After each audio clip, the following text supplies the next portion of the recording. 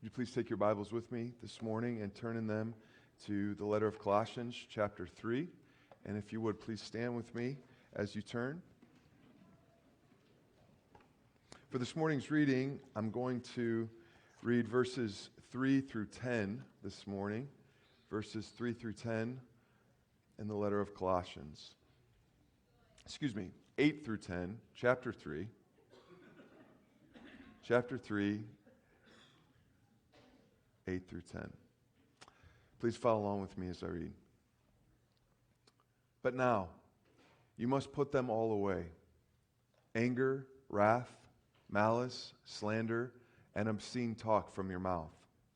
Do not lie to one another, seeing that you have put off the old self with its practices, and have put on the new self, which is being renewed in knowledge after the image of its Creator.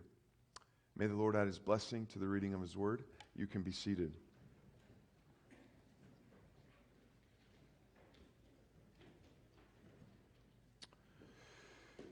If you weren't here last week, we talked about anger and how it can be handled well or how it can be handled destructively. You might think of the terms good cholesterol and bad cholesterol. Cholesterol is good. It's found in each of our cells. It's needed for their right consistency. Good cholesterol helps build up good hormones. It contributes to making vitamin D and bile. It's a very helpful thing, but as most of us know and are probably more familiar with, it can be bad. There's bad cholesterol. Bad cholesterol forms plaque on our artery walls, narrowing blood flow, and once that plaque is disrupted, our body seeks to repair where the disruption took place by forming a blood clot, which can cause a stroke or heart attack. So there's good cholesterol and there's bad, and very similarly, there's good anger and there's bad anger. That's what we discussed last week. I want to talk about this week about the surprising nature of anger in both a negative way and a positive way. First, I want to talk about how anger can be deceptive. How we can be deceived by our anger or deceive ourselves regarding our anger. And then I want to talk, secondly, about how anger has opposites. Very intriguingly, if I were to say to you, I want you to write down 5 opposites of anger, it might take you a little bit. You might be surprised by the answers I'm going to provide. I'm going to provide 5 of them in the second half of the sermon. So we're going to talk about how we can be deceived by our anger and how we can be intrigued by our anger's opposites, according to Scripture. So I want to start first by talking about the deceptions of anger, anger's deceptions. I've got 7 of these. It's a good biblical number. And so now you're just putting together, so he has 12 points this morning. Yes, I do. And we're going to move pretty rapidly through each one, but I really want you to catch these. So please try to hang on for the ride here. Number 1. Anger's deceptions. A poor use of anger makes you feel strong. Those of you who have exercised anger, there's a certain strength that you feel, almost like a drug that you feel in losing your temper or holding on to something, when it actually demonstrates exceptional weakness. So if you see someone lose their temper, they look strong or maybe feel strong, but from your vantage point, you know that they're exceptionally weak. Okay? So think about that. When you're doing it, when you're exercising your anger in a wrong way, you might feel powerful, but in truth, you are totally weak. Why? Look at what Proverbs says. A man without self-control is like a city broken into and left without walls. So why does losing your temper demonstrate your weakness? Here's why. Because underneath anger is another issue. It's self-control. And when you don't have self-control, you're like a city with no walls. You're like a person that has a completely bankrupt immune system. It's not ready to fight anything off. And so chances are, if you're someone who regularly loses their temper or regularly allows unhealthy, sinful anger to go in and through your body and out your body to other people, you're very likely stumbling in several other areas because you don't have self-control. So if you see someone addicted to meth, you'd likely say they're probably doing something else wrong. Why? Because they don't have self-control. They're addicted to a drug. Well, that's just like someone who loses their temper on a regular basis. They are an addict to that. They don't have self-control. That's evidencing itself in them exploding or imploding according to their temper and their personality. Anger has all sorts of types. But you're looking at a person who's not strong. They are whipped by their passions. They're captive. They're beat. They're weak. They're susceptible to anything. And that's demonstrated in them having no self-control and exhibiting a temper. So it feels strong, but it's really weak. Number 2, wrong anger supposes great clarity, but is actually blind. It supposes great clarity, but it's actually blind. Listen to how John talks in 1 John. Whoever hates his brother, so that's unhealthy anger. Whoever hates his brother, look how John talks, is in the darkness and walks in the darkness and does not know where he is going because the darkness has blinded his eyes. So someone who is improperly angry feels like they've got clarity, like that they see the situation perfectly. But in them losing their cool in a wrong way or handling anger in a wrong way, it actually demonstrates that they can't see clearly at all. They're blind. They're in the dark. I think this is where Jesus' words are helpful, that someone seeking to take the speck out of another person's eye when they have a log in their own eye. They don't have clarity. When you're completely losing your cool on someone else or nursing a continual grudge against someone else, here's proof that you can't see well, because you don't realize what a debtor to God you are. See? So if you're really, really upset at someone, that means that you're not properly seeing your own sin rightly, because you'd have a lot more patience and grace with this individual if you did see yourself rightly before God. So when you're losing your temper, or when you're exercising anger improperly, you're very likely to think that you see things absolutely spot on. But according to Scripture, you are in darkness and you're blind when you're exercising anger improperly. Which means that you're, again, susceptible to tripping over lots of other things when you can't see. Number 3. Anger's deceptions. Unbridled anger feels contained to the individual exercising it, but is contagious to those around it. Specifically, I want to think of those of you who are in authority, whether you're a boss, whether you're a parent or a grandparent. You might think, you have people under you. You might think, when things don't go right, you exploding is going to fix the problem, and your explosion will be isolated to the problem. And it'll go away and just disappear. But it won't. You're training your employees in that manner. Parents, you're training your children up in that manner. Look at what Proverbs says. Make no friendship. Have no connection with a man given to anger, nor go with a wrathful man, lest you learn his ways and entangle yourself in a snare. It's amazing when you look back into Genesis, and God wanted his image, knowledge of him expressed in his images to be multiplied and fill the earth. But instead, what he found is that sin filled the earth instead of knowledge of him. And how did sin most manifest itself in Genesis 6-9? It was in violence. Violence is what manifested and filled the earth in the days of the flood.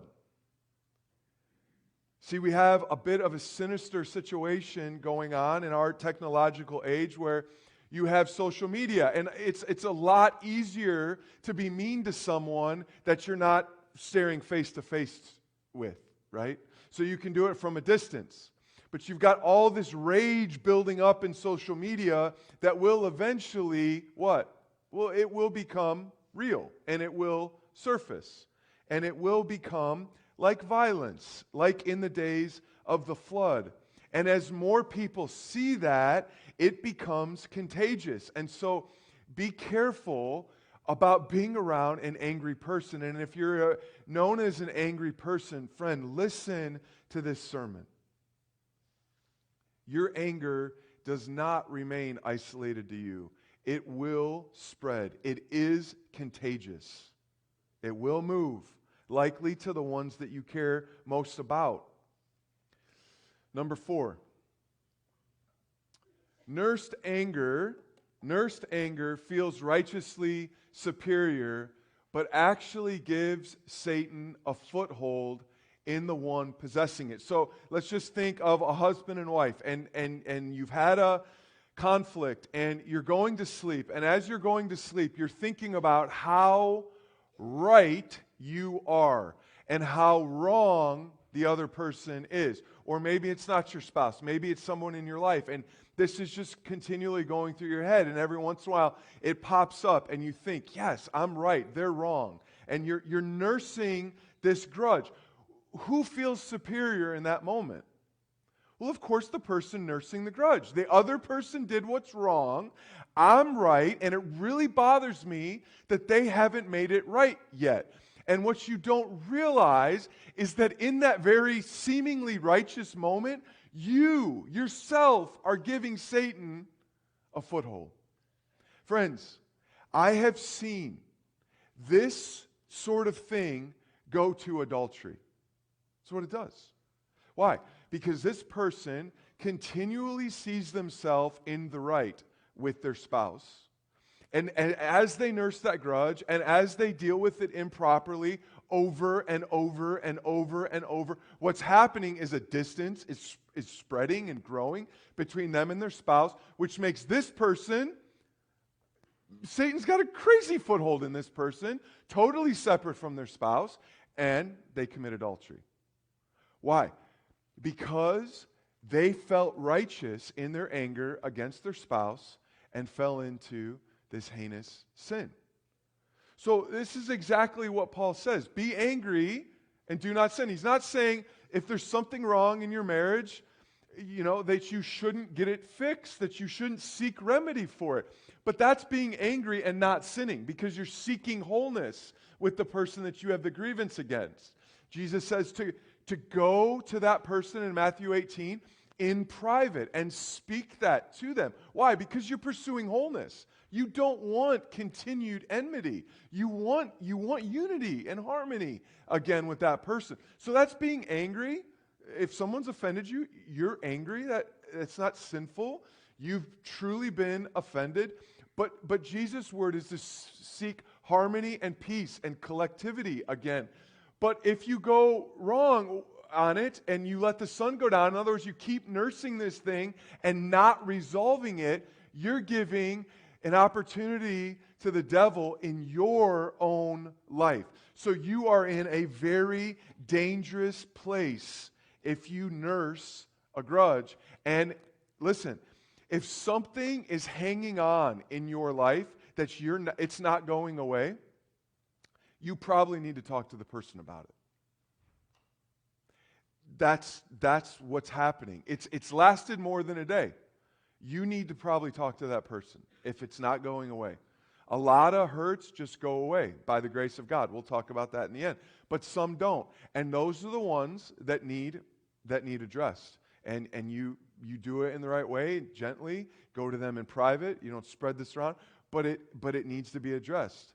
Otherwise, you're in a threatening spot because Satan has a foothold in your life. So you are now susceptible to lots of other problems.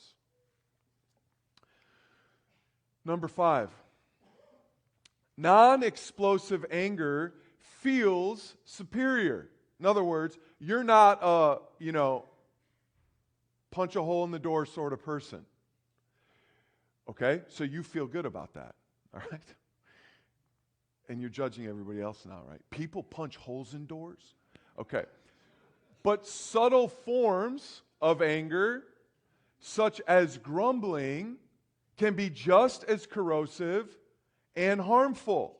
So if you're sitting here saying, I'm not a, honk the horn sort of person in anger and all this kind of stuff, but you're just a simmer sort of anger, that there's just a constant presence of anger that just surfaces here and there, maybe in a passive-aggressive way or whatever. Look at what happens in Numbers. And the Lord spoke to Moses, saying, say to the congregation, get away from the dwelling of Korah, Dathan, and Abiram. Why? Because they were grumblers. Okay? Israel was a grumbling nation.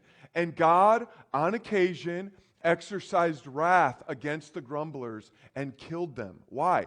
Because grumbling, what is grumbling? Grumbling is the explosive anger in seed form. And for that reason, it is so sinister. Because you might see someone explode in their anger and say, I never want to do that. And you might not ever do that.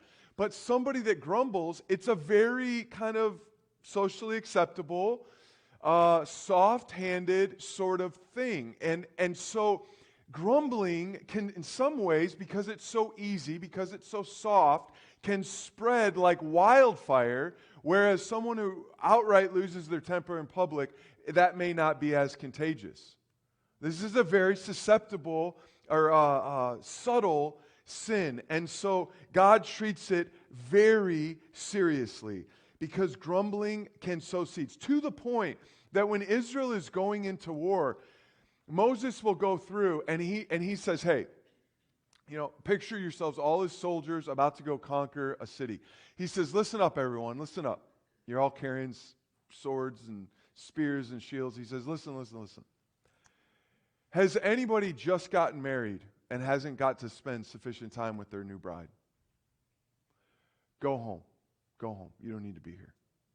Has anybody gotten land, newly acquired land, that they haven't had opportunity to enjoy and cultivate, and you need to develop it and that sort of thing? A few more hands go up. Go home. You don't need to be here. Does anybody not want to be here? A third goes up. Go home. We don't need you. That's how seriously God treats. What could all those three groups be doing? This stinks. I wish I wasn't here. I just got married, right? Oh, man, my heart isn't really here. I want to be back home. Man, why are we fighting this anyway? I'm nervous, whatever. Send them home. Why? Because grumbling spreads. It infiltrates. It corrupts. And so God is very opposed to it throughout Israel's history. 6, wrong anger gives the illusion of control when those exercising it are actually addicts. And this is, dovetails with the first one, but I want you to see what Proverbs says here. It says, a man of great wrath will pay the penalty, for if you deliver him, you will only have to do it again. See, anger is addictive. Why? Because I think it works. That's why. So we think it works. And so we keep doing it, but it doesn't work. And so when it doesn't work, just like a druggie needs to incrementally begin to up his or her drugs to really get to achieve the high that they want to achieve. So an anger addict does what with his or her anger? Keeps going bigger and bigger and bigger and bigger. Man, I've heard stories about anger being unleashed that just, I can't even tell them to you. They're so horrific. But my anger is in seed form. It's not to this stuff like blows my mind how people get angry and unleash that on their poor kids. But my anger is just a few steps behind that, right? It's a spectrum, and we're all moving if we're not repenting of this, which is what we'll be talking about in the weeks to come. Number 7. Unrighteous anger makes a person feel like they're destroying what's wrong. But in actuality, the true judge is preparing to destroy them. See, check out this very significant verse in 1 Corinthians. If anyone destroys God's temple, God will destroy him. For God's temple is holy, and you are that temple. Friends, I've seen this in real time, where people are actively seeking to destroy what God is setting up. God takes them out of the situation, either by death or other circumstances. He just does that. Why? Because God is about building things up, not tearing things down. And so if people continually to tear things down, God will tear them down. He just will. And I've seen it. So I need to be cautious. Because I could be on that end of it, trying to tear down what I don't like to build up what I like, instead of being sensitive to what God is doing. And so in each of these deceptions of anger, what we find is that when we exercise anger, we think we're fixing things, we think we're righting wrongs, we think we're justifying our case, we think we're putting people in their place, but what we're actually doing in exercising wrong anger is destroying ourselves and everything around us. We are a bomb. It's either a soft-pedaled bomb or an explosive bomb, but we are corroding and destroying the things around us when we mishandle anger. And so I hope that you're ready at this point to say, all right, let's start talking about the good stuff. How do I exercise anger rightly? And to that, I would say, let's consider anger's opposites. Let's consider its opposites. Just think for a moment. I'm going to give you just a few seconds to, if you were to come up with 5 things that you'd say is the opposite of anger. These things are the opposite of anger. Just think on that for a second.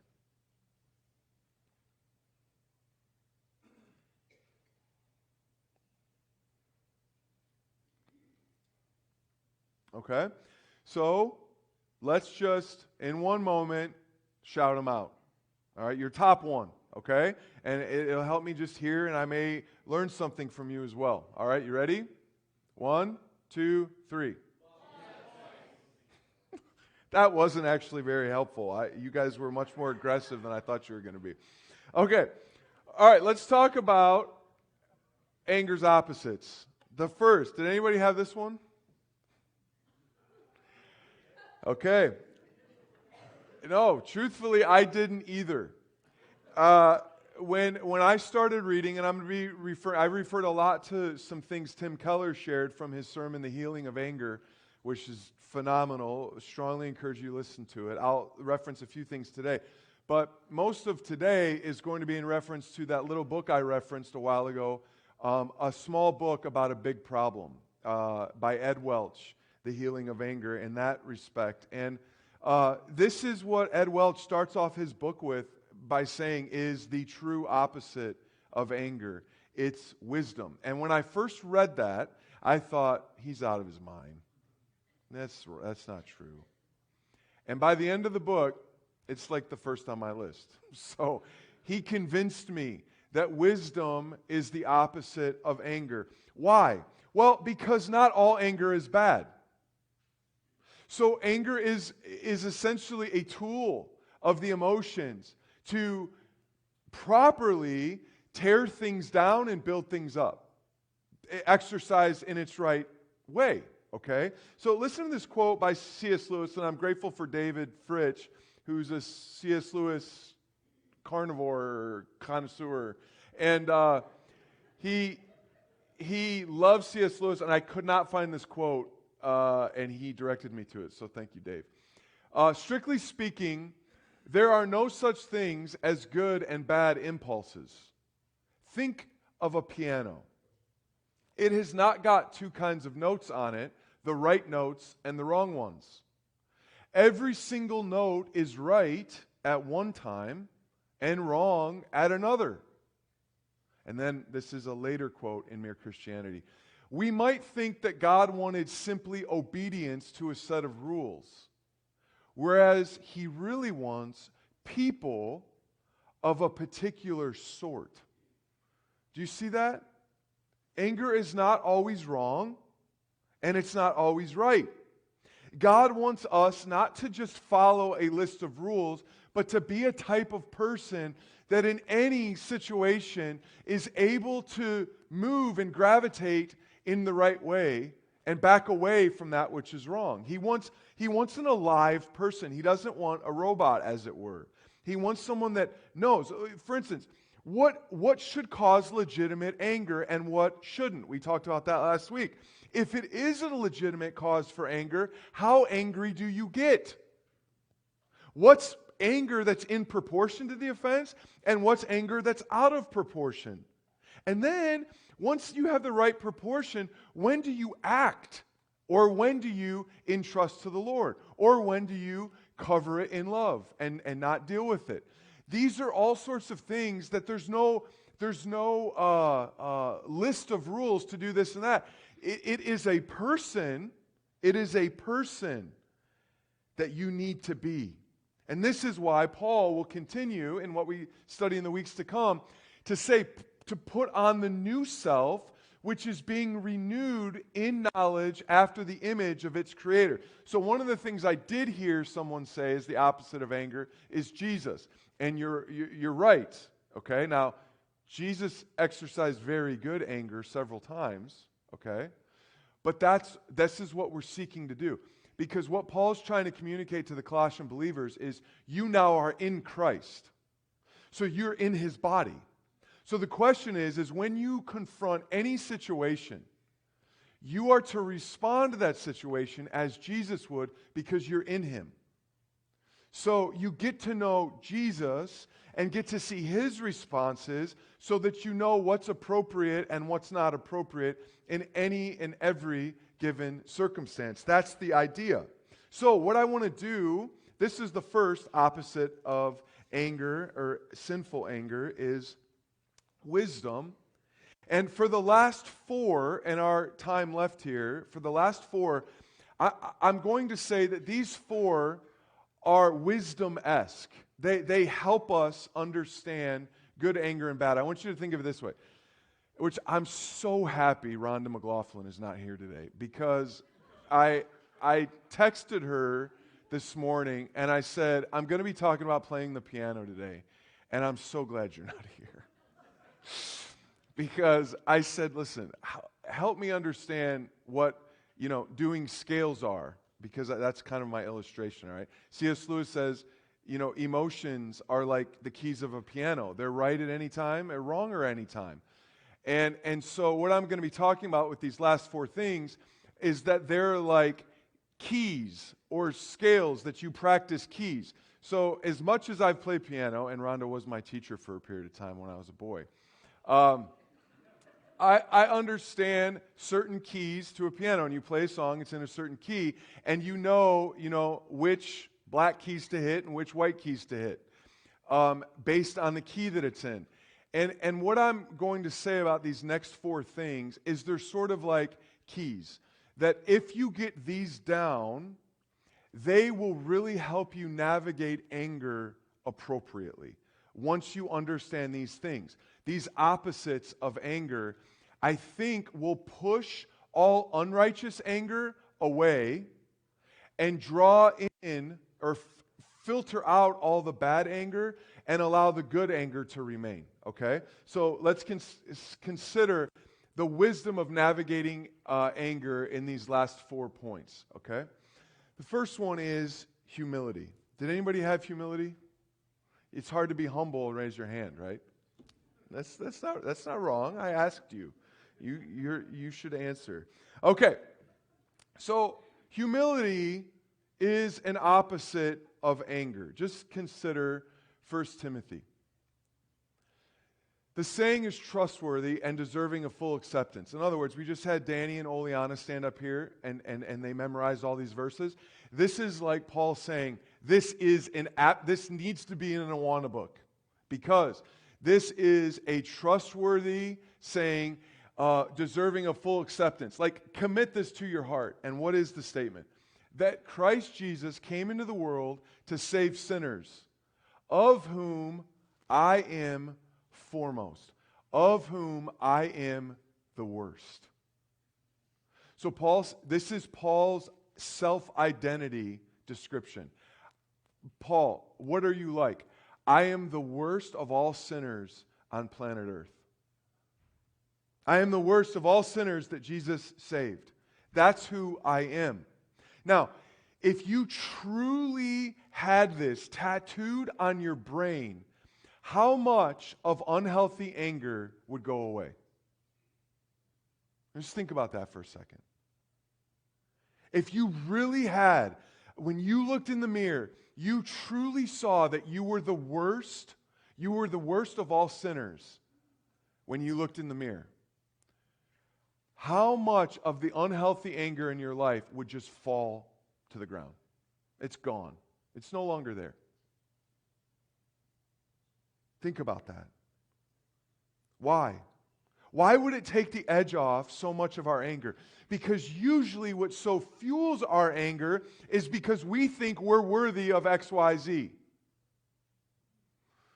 That our pride shouldn't be offended, our schedule shouldn't be interrupted, that our expectations should be met, that my wishes should be fulfilled. And if they don't, I unleash hell, is the idea. Listen to what Welch says. If you believe that your God continues to show you unlimited patience, then you will come to treat others as you have been treated. Man, if you're continually feeling the patience of God, how can we not give it to the people around us? But if you don't feel the patience of God, it's because you don't think you need patience. Therefore, you don't give patience. Because everyone else should be like you. And you don't need God's patience. So why should they need yours? This is where pride totally destroys. And this is what James says. We looked at this verse last week. What causes quarrels? What causes fights? You could insert anger among you. Is it not this, that your passions are at war within you? You desire and do not have, so you murder. You covet and cannot obtain, so you fight and quarrel. See, in all of this, who is at the top? The answer is us. And so when you're arrogant, when you're prideful, you are at the top, and therefore you're ready and willing to come at anyone who doesn't have you at the top. Or when your circumstances don't go as you wanted them to go. Welch says this, anger takes everything, let's say that together. Ready? Anger takes everything as if everything is an intentional act to make your life miserable. That is the essence of pride. You see, it's so awesome, this table of plants in the back. Isn't that really cool? I just love that. A little village situation going on. Deanna put that together, the sign and such together for us. And thank you, all you anonymous people who are bringing plants. That's really cool. So we're going to be planting them. Do we plant them before Mother's Day or after? What's the word? After? Okay. All right, after Mother's Day, we're going to be planting those. And I want you to think of something that as you go look at those plants and see what's there, oh, I'm interested in that. I want you to think to yourself, if you looked on one of the little displays there and it said murder. This is a plant called murder. Okay? All right, here's the deal. It wouldn't say murder. Here's what it would say. Anger. Because anger is the seedling that grows into murder. So if it's a plant that grows into murder, the seedling is anger. That's where it starts. So, this is very helpful. How do you know? This is in reference to James' passage, where he says, those of you who make plans are arrogant. Okay, think about that for a second, and ask yourself this: how do we know that we are unduly committed to or dependent on our plans? By the way we respond when they don't go our way. Okay? How do you know if you are unduly committed to or dependent on your plans? By the way you respond when they don't go your way. Only idols can make you lose your temper sinfully. Only idols can do that. Okay? And so, if you're not unduly committed to your way and to your how and all of those sorts of things, now you're in a really good place to have your anger be expressed not about your situation, but about what? Someone else's situation, which is love in action. That's what we talked about last week.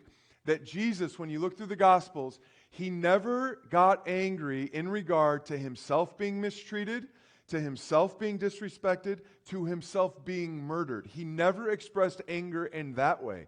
He always, when he expressed anger, it was on the behalf of someone else. Always. So, when humility takes you off the throne, now you're in and among the people so that you can get truly righteously angry on other people's behalf, which is the only way Jesus expressed it on planet Earth. Okay, number 3. Another opposite of anger, of sinful anger, is prayerful thanksgiving. Let's say that together. Prayerful thanksgiving. Okay. So thankfulness goes hand in hand with humility. When you look at your life, if you're not regularly thanking people, you're arrogant. If you look in your life and you're not regularly thanking people, you're arrogant.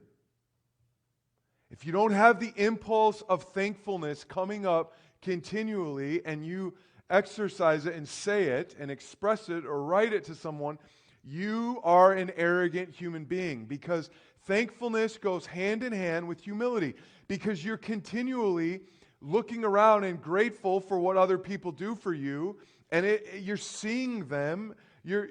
Prideful people are an expectant people. So prideful people don't thank people because they expect what they get.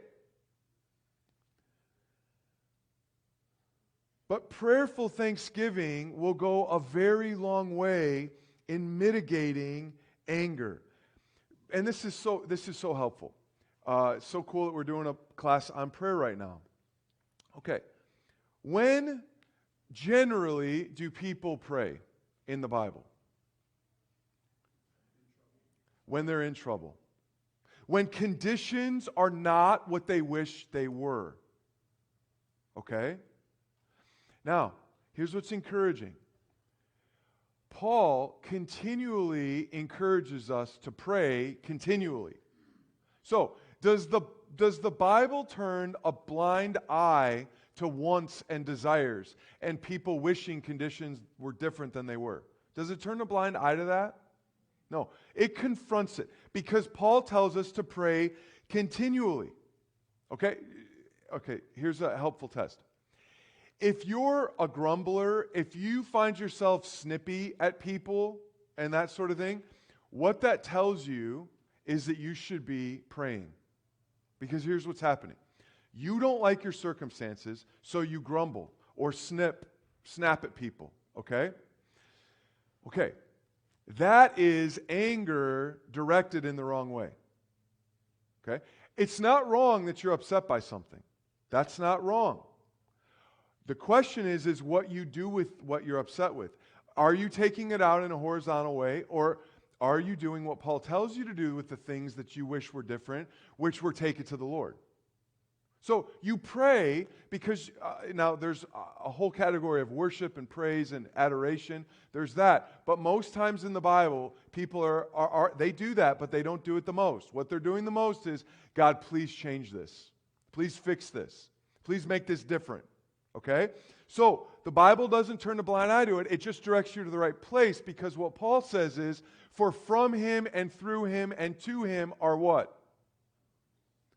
All things. Let's say that again. From him and through him and to him are all things. Therefore, God is the one divinely orchestrating all things. So when we have anger, we should take it to the one that's divinely orchestrating all things. Right? Okay. Now, I want you to notice this. 3 times, as far as I can tell, Paul tells believers to pray constantly. You should be praying right now, somehow. Okay? He tells them that, but I want you to see in all 3 times that he tells believers to be praying constantly, because you have concerns, and that's okay. Take them to the Lord, take them to the Lord, take them to the Lord. Look at what he tells you to do when you pray constantly in all 3 times. Look at first, in Colossians 4:2. Continue steadfastly in prayer. What does steadfastly mean? Regularly, right? Watch. Being watchful in it with what? Philippians 4:5 and 6. Let your reasonableness be known to everyone. The Lord is at hand. Do not be anxious about anything, but in everything, in what? By prayer and supplication with what? Let your requests be made known to God. And then 1 Thessalonians, the one that most people are familiar with, 5:17 and 18. Pray without, give thanks in all circumstances, for this is the will of God in Christ Jesus for you. Friends, do you think it's for nothing that all of the places that Paul tells you to not stop praying, in the same breath he tells you to do it with thanksgiving? See, in the things we don't want in our life, which is fine, there are going to be things we don't want, and it's not always sinful. Jesus prayed, Father, please take this cup from me. That was something that he expressed to the Lord, and Jesus never sinned. That was not wrong. But then he says, if it be your will, then give me this cup. Okay, so, but in all things, we are to do this with thanksgiving. And so, what I see here is that if we are a people who take the things we wish were different in our circumstance, in our interpersonal relationships, if we took the things that upset us and took them to God, being very watchful for what can we thank him about this situation, I see that as a huge filter, a huge screen that a lot of the unhealthy anger will get checked at, and only that which is righteous will make it through the screen. And then, once we have righteous anger, we've prayed about it, we've talked to God about it, we will be in a much better position to talk to the person with whom we have a grievance once we've prayed and given thanks for the situation and talked to him about it. Now I'm ready to go talk to whoever. Do you see? So this is the idea. All right. Number 4, building up. Building up. Look at what Tim Keller says. Anger is an explosive, literally. It's the dynamite of the soul. As a result, Anger has the power to disintegrate things, to pulverize things like an explosive. See, Jesus demonstrates both and. When he comes into the temple, what does he say? First, he comes into the temple. Mark does a really beautiful job with it. Jesus is walking to the temple with his disciples. He sees a fig tree that looks like it should have fruit. He gets to the fig tree, it doesn't have fruit. So he curses the fig tree. Then Jesus leaves the fig tree and goes to the temple, which is like the fig tree.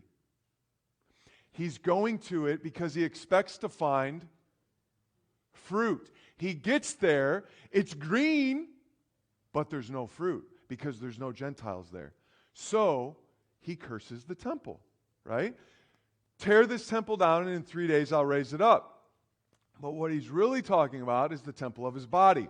So what Jesus is saying is, this temple has gone bankrupt. It's not doing what it's supposed to do anymore. So I want to build up the true temple. Tear this temple down, and in 3 days I'll raise up the true temple. That's what I'm going to do, okay? So what does Jesus do in that moment? He's angry, he's flipping tables, he's pouring out coins, he's made a whip, and he's taking everything out and sending everybody out that's wrong.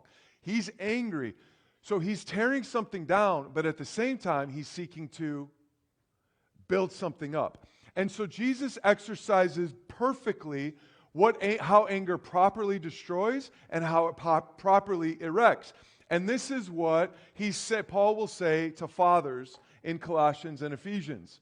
He says, fathers, I gave alternate translations for the choice of words the translators use. Fathers, do not provoke or stir up your children, lest they become discouraged. Do you see that? That there are going to be things that, like Tim Keller said last week, you're going to hate the idiot in your child, but don't destroy your child. Just destroy the idiot. And obviously we're all idiots that need parts of us are destroyed, but God doesn't destroy us. He does a surgical strike on the idiot. So there is a way to discipline your kids where they don't have any muscle built. They just throw in the towel. They just give up because you've actually destroyed them. So Paul says in Ephesians, very similarly, fathers, do not provoke your children to anger, but bring them up in the discipline and the instruction of the Lord. Listen, you might think of someone harming a child in a way of some of the craziness that goes on in our world, that's present in our world, but you don't think of parents doing this. But Jesus says, listen, if you lead one of my children astray, it would be better for a millstone to be hung around your neck and thrown in the depths of the sea.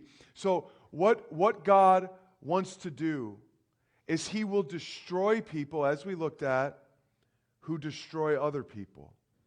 So be very, very careful. Friends, there have been situations in my life that by the grace of God, I was wronged, or Becky and I were wronged, and God did not give an opportunity for me to speak into that situation for 6 months one time.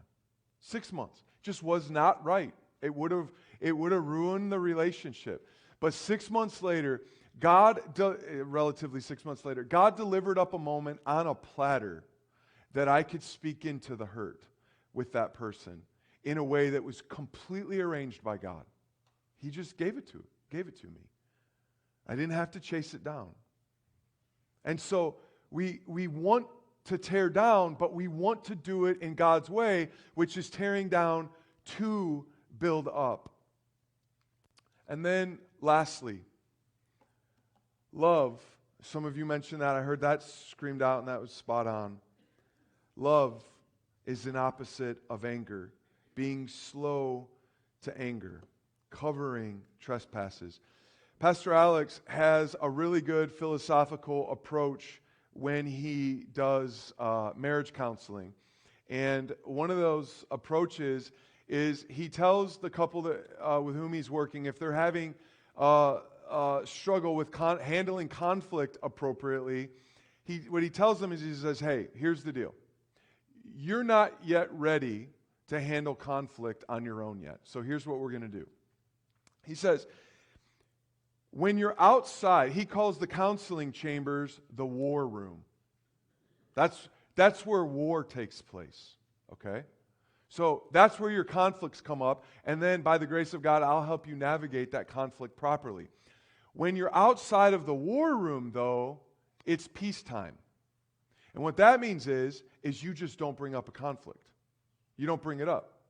And I was talking to a couple discipled by Pastor Alex, and this was such an astute comment, and this is what it was. He was telling us of Pastor Alex's strategy, and this is so gorgeous. It's so beautiful what he said.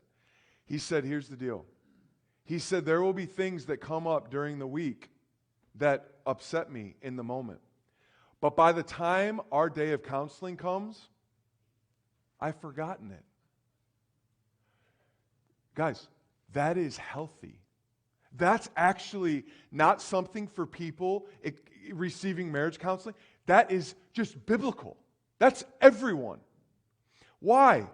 Look at how the Bible talks. Be not quick to right a wrong.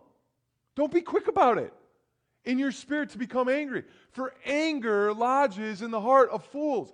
If you immediately have anger lodged in you to the point where you react, you're a fool.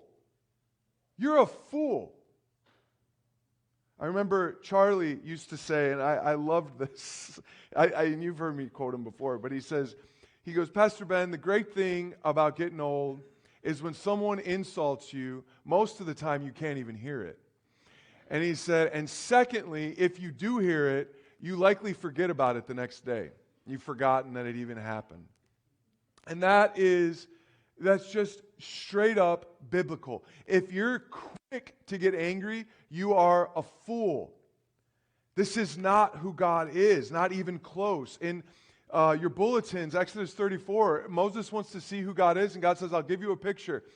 God, the Lord, slow to anger, long fuse. Why?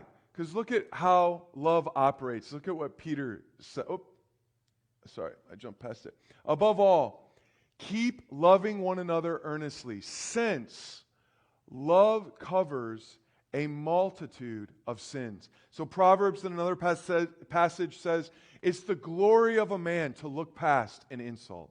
It's the glory of a man to look past an insult. Man, what a beautiful thing to see someone just look past an insult. So, let you take a look here.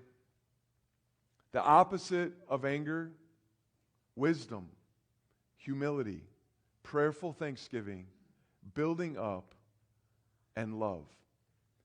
Friends, if we have building up as the thing about which we are to be consumed with, then in every situation, we're going to say, instead of me letting out my anger, I want to very cautiously consider how I can build my brother or sister up in Jesus Christ. And what will that look like? Let these things navigate when anger comes in. I should say, these are almost like preventative vitamins that you could take to properly handle anger when it approaches you. Musicians, would you come?